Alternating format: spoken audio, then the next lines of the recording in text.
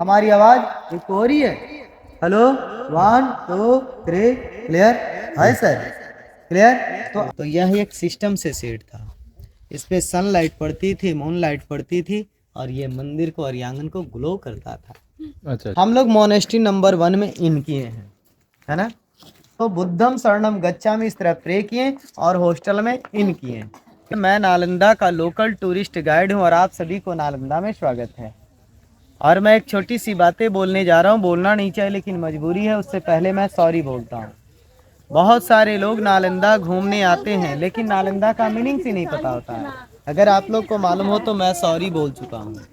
इसका नाम था नालंदा महाविहारा। महाविहारा शब्द है वो पाली लैंग्वेज है सर, और पहले पढ़ाई होता था पाली में और संस्कृत में।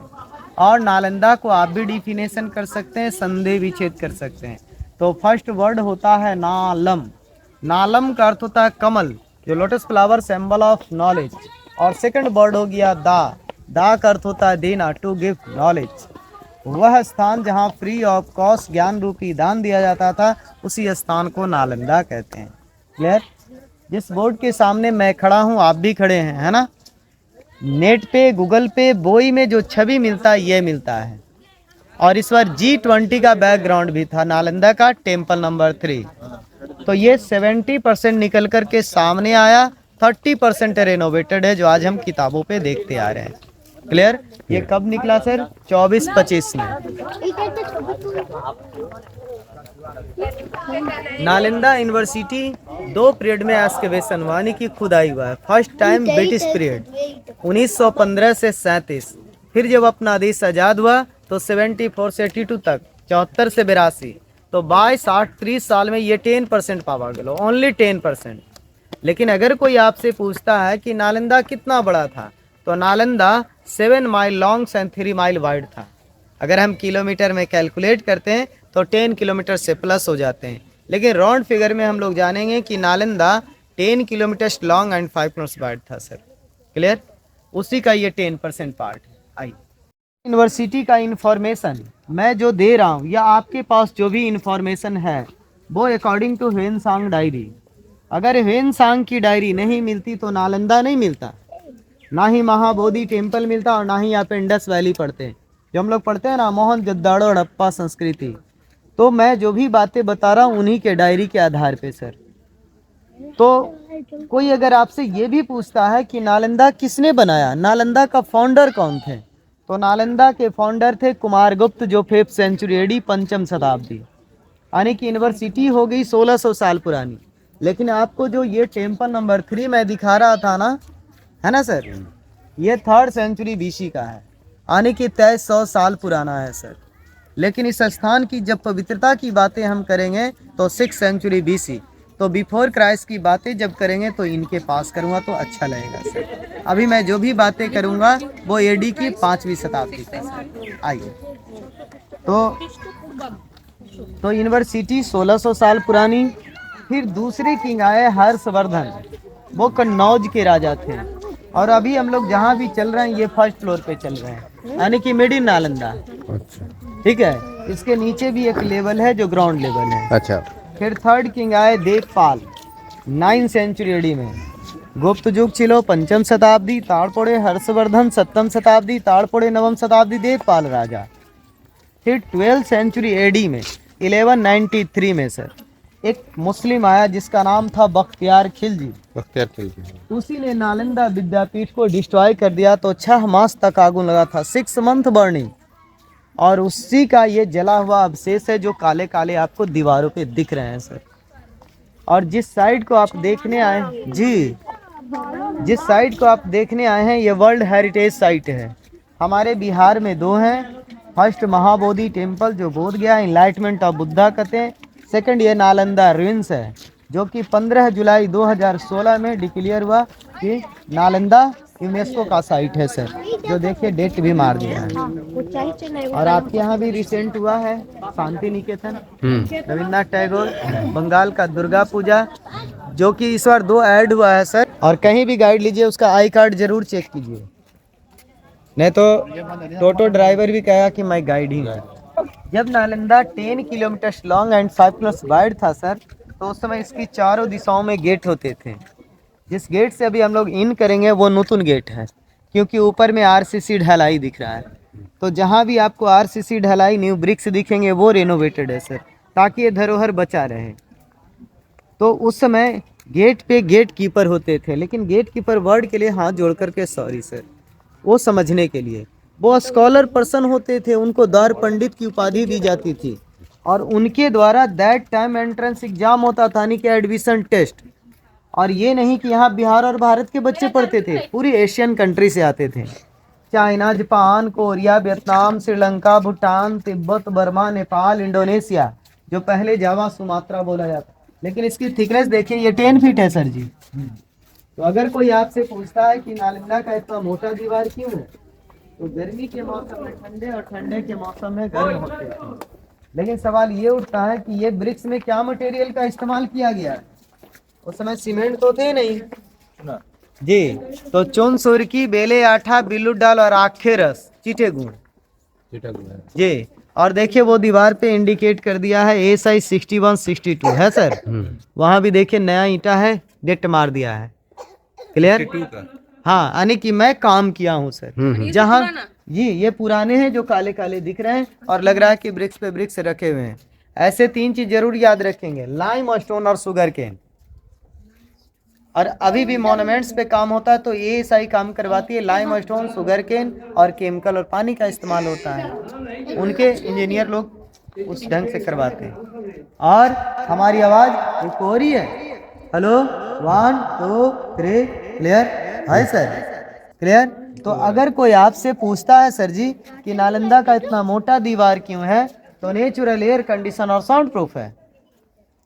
गर्मी के मौसम में ठंडे और ठंडे के मौसम में गर्म होते थे, और उसमें माइक नहीं होता था। गुरुजी जब दूर से स्पीच देते थे तो बच्चे को लास्ट तक आवाज जानी चाहिए, क्योंकि ये जो दीवारें हमारी आवाज को एब्जॉर्ब नहीं कर रहा है, हमारी आवाज को ये ट्रांसफर कर रहा है सर, इसलिए हमारी आवाज इको हो रही है।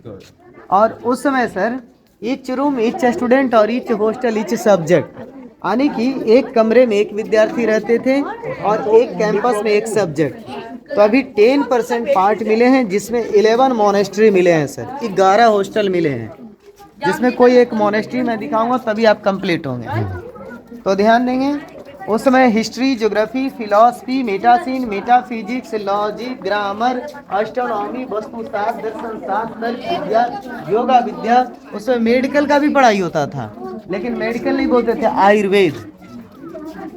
तो मैं बता रहा था सर कि गेट पे टेस्ट होता था, है ना? तो सोचिए, जहाँ के गेट कीपर थे वहां तो यहाँ के गुरु कैसे होंगे, है ना? और कुछ गुरु का नाम आप जानते होंगे सर, आइए मैं बताता हूँ नालंदा के गुरु का नाम। तो नालंदा के प्रोफेसर थे राहुल भद्र, शील भद्र, नागार्जुन, वसुमित्र, वसु संगा, अतिश दीपंकर, हेन सांग, फाहियान, नरोपा, त्रिलोपा, बैरोचना, शांति देवा, शांति रचका, गुरु पद्मशंभवा, धर्म कीर्ति, चंद्र कीर्ति, धावा टप्पा, ये सब यहाँ के मुख्य गुरु थे। और उस समय यहाँ 10,000 स्टूडेंट और उनको पढ़ाने के लिए 2,000 प्रोफेसर, यानी कि 5:1 का रेशियो। ये जो प्लेटफॉर्म जैसा दिख रहा है ना सर जी, जहाँ भी आपको इर्द गिर्द, उधर भी आम के गाछ के पास भी है ना, ये सारे yoga centre, meditation centre. Clear? और ये रेड बोर्ड दिख रहा है ना, यहाँ से लेकर के ये लाइन पूरा हो गया मोनेस्ट्री का लाइन। इंग्लिश में मोनेस्ट्री बोलते हैं, हिंदी में विहार बोलते हैं। और ये विहार लिखा था VIHAR, विहार। विहार का मतलब होता है रहने पढ़ने की जगह को विहार बोलते हैं। हम आप इसे समझने के लिए हॉस्टल, छात्रावास। दूसरी भाषा में भ्रमण करना भी विहार, घूमना। और तीसरी भाषा में जहाँ बौद्ध भिक्षु मॉन्क लोग रहते थे उसे मोनेस्ट्री, बौद्ध विहार बोलते हैं। क्लियर? और अभी आपको बाहर बोर्ड में दिखा रहा था, जो ये दिखा रहा था, है ना, जो कि नेट पे, गूगल पे, बोई में छवि मिलता, और G20 का इस बार बैकग्राउंड था। तो यहाँ से लेकर के ये पूरा एरिया हो गया सर वो लाइन टेम्पल का, वो वाला जी। लेकिन टेम्पल में 2 वर्ड मिले हैं, स्तूपा वर्ड और चैत्याज वर्ड। तो स्तूपा क्या होता है, चैत्याज क्या होता है, मैं स्पॉट पे क्लियर करूंगा। ओके, पहले हम कैंपस चलते हैं। हम लोग मोनेस्ट्री नंबर 1 में इन किए हैं, है ना। अभी आप स्कूल जाते हैं ना, तो स्कूल में पहले क्या करते हैं, पहले प्रे करते हैं ना, और उसके बाद क्लासरूम में जाते हैं। तो उस समय ये दोनों साइड में ठाकुर मूर्ति बुद्ध देव का, लेकिन यहाँ बुद्धा का ही मूर्ति नहीं मिला है। यहाँ बुद्धा का, विष्णु का, शंकर का, पार्वती का, गणेश का, नागराज का और नाग देवी का मूर्ति, मनसा देवी का मूर्ति 13 मार्च 2022 को बगल के गांव में मिला है सर। यानी कि अभी भी लोग घर बनाते हैं, कहीं पॉन्ड एक्सकेवेशन होता है, कुछ ना कुछ पार्ट्स मिलते हैं। तो ये सब सारी चीजें म्यूजियम में है। म्यूजियम में जला हुआ चावल भी है सर, उस समय का, जो केमिकल डाल के सुरक्षित ASI वाले लोगों ने रखे हुए हैं। और बड़ा बड़ा हांडी मटका भी मिला है। तो बुद्धम शरणम गच्छामि इस तरह प्रे किए और हॉस्टल में इन किए। क्लियर? क्लियर। क्योंकि just like Gurukul system. Yes.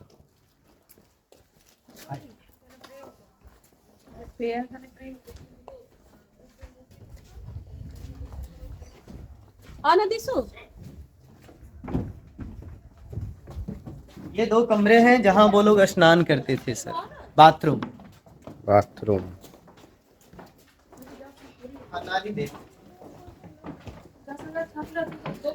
तो ये कैंपस है।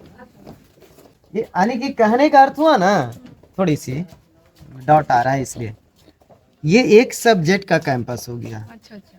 तो एक कैंपस में एक सब्जेक्ट, दूसरे कैंपस में दूसरा सब्जेक्ट, तीसरा कैंपस, यानी कि सब्जेक्ट वाइज कैंपस। तो एक कैंपस यानी कि एक सब्जेक्ट का ये जगह हो गया। तो आइए मैं आपके पास एक सिस्टम से आऊंगा। ये आपका कमरा है। आइए आपका कमरा भी कुछ करता है। ये अब देखिए मैं आ रहा हूँ आपके पास। देखिए ये डोर जो लकड़ियां वुडन का, जहाँ RCC वहाँ वुड होते थे, ये डोर स्टॉपर यानी कि कुंडी लगाने का। ये कुलूंगी दिया आला के लिए, क्योंकि उसमें बिजली नहीं था। कमरे की दीवार की जो थिकनेस है वो 6 फीट है, 6 फीट मोटा है। और ये कमरा 10 बाई 10 का है। और इसका 3 लॉजिक है, या तो बुक वगैरह को सेल्फ रखने के लिए, या तो ठाकुर मूर्ति। और कमरे के ऊपर भी कमरे होते थे, क्योंकि नालंदा मल्टी स्टोरेज बिल्डिंग था, 3 ताला। और देखिए कमरे के ऊपर भी डोर है, जिससे साबित हो रहा है कि मल्टी स्टोरेज।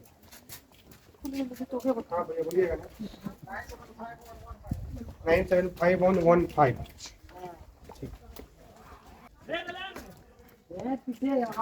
ये हो गया खुली आंगन, जहाँ हम लोग पढ़ाई करते थे। कमरे में रहते थे, खुली आंगन में हम लोग पढ़ाई करते थे। अभी बंगाल में एक जगह है शांति निकेतन, जहाँ ओपन में क्लास होता है ना। यहाँ पे थोड़ा थोड़ा लेवल काट के दिखाया गया है, ठीक है सर। कुमार गुप्त, ये लेक्चरर स्टैंड। तो ये सब लेवल नहीं होता था, लेकिन किंग लोग आते गए, नालंदा को डेवलप करते गए। तो ये हर्ष युग आया, और सीढ़ी से ऊपर पाल युग, 3टा युग है। क्लियर? ASI दिखा रहा है। अच्छा। और ये ओरिजिनल ड्रेन है। कभी भी वृष्टि कितना भी हो, कभी भी नालंदा में पानी नहीं दिखेंगे। नालंदा सिटी में दिख जाएंगे, लेकिन नालंदा यूनिवर्सिटी में नहीं दिखते हैं।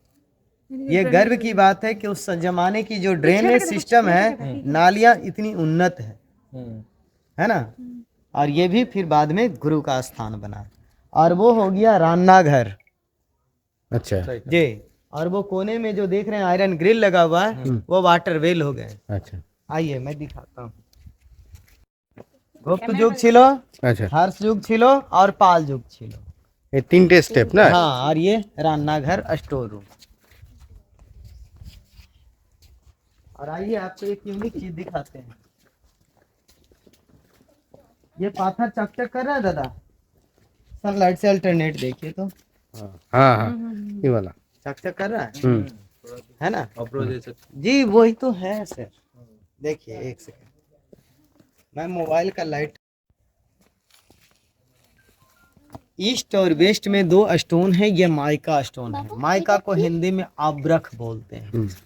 और हम लोग पढ़ते हैं रिफ्लेक्शन ऑफ लाइट, प्रकाश का प्रवर्तन नियम, जो कि माइका बेड ऑफ कंडक्ट होता है। माइका इंसुलेटर का काम करता है, विद्युत का कुचालक होता है। तो यह एक सिस्टम से सेट था। इस पे सनलाइट पड़ती थी, मून लाइट पड़ती थी, और ये मंदिर को और आंगन को ग्लो करता था। अच्छा अच्छा। आज इसका इस्तेमाल हम लोग किस चीज में कर रहे हैं? सोलर प्लेट में कर रहे हैं, आयरन में कर रहे हैं, कॉस्मेटिक में कर रहे हैं, और हवाई जहाज। अच्छा, तभी तो मैंने बताया 108 हॉस्टल, 108 सब्जेक्ट। नालंदा যুগের কুয়ো।